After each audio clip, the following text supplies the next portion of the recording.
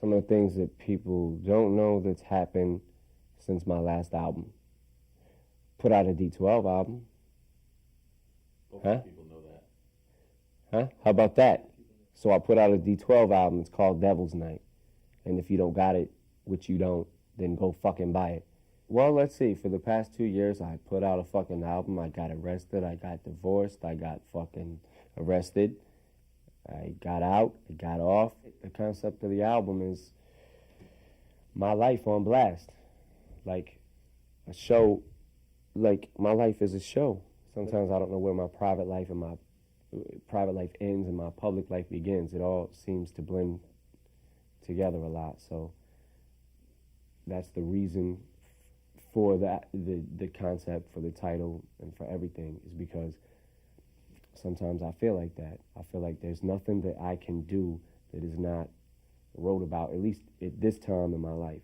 To be original and to let people know that I have nothing to hide. And in doing that, maybe put a little too much of my personal life out there. So now it's like, fuck it, I can't stop now. I might as well, whatever. It's writing about what I know, and yeah, I guess now it's really opening the curtains, and like the show is really begun. Every artist, like, if you're a true artist, you gotta grow. Otherwise, forget it. Like, if you sound the same on your last album, and that's what I mean by, like, I don't want to disappoint the fans as far as, like, content. If your music doesn't grow, forget it. You might as well stop making music, because that's how artists lose their momentum in their career, and how people stop caring about them is when they don't grow. When they sound, you put their new album in and you can't tell the difference from their last album. Every song that I produce, I try to outdo the last one. If I don't outdo the last one, then I usually don't like it as much. Because if I really like a song and I feel good about it, I'll keep listening to it, And that's how I know I like a song. I've always produced or co-produced my shit. And that's only because I feel like a lot of times I'll write a rap first and I'll get the idea in my head of how the beat should go. It's like, I always know how I want the beat to go. So, I figure, who's better to do it than me? Why wouldn't I do my own shit? Why would I let somebody else, just do my beat and it's done and then come in there and rap over it?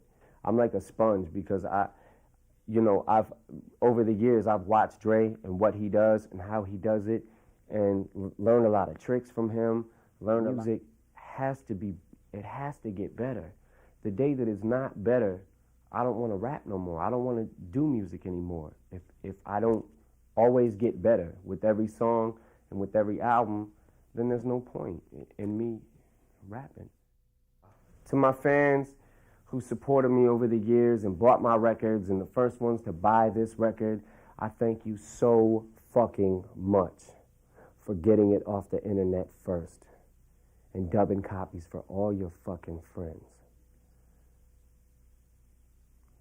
I gotta thank everybody for buying my records and supporting me, over the years, and everybody who fucking made me as big as I am,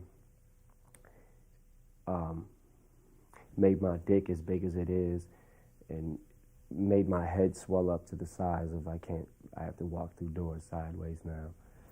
I gotta thank everybody. My whole fan base is, they're the shit, bro.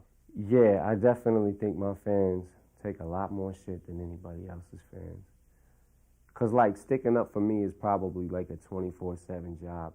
That's how I know my true fans.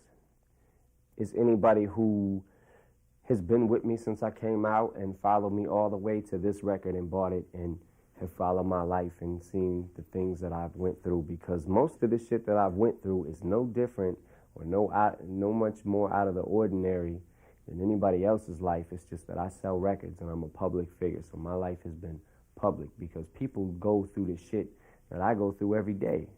I guess that's my gift, is I'm able to take the bad and turn it into something good, if that's what you want to call it. I'm able to take my situations and make art out of it, which is the difference between me and people. New victims. Basically, whoever I feel like, who's a new victim? Moby, you know, he was saying some shit about me. Chris Kirkpatrick, you know. But when I take jabs at people like that, it's all in fun. It's poking fun. You know, I'm a easy target too, man.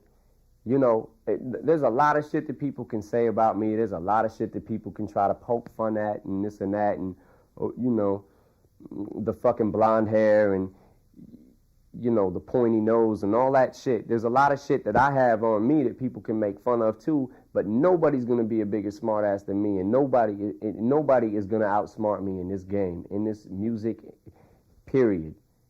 Not just in rap, I mean just in music general. I can't be outsmarted or outwitted or I feel fucking defeated. You can't outsmart the smartass. Like, so if people take jabs at me and they think they're being funny at the time, it's going to come back.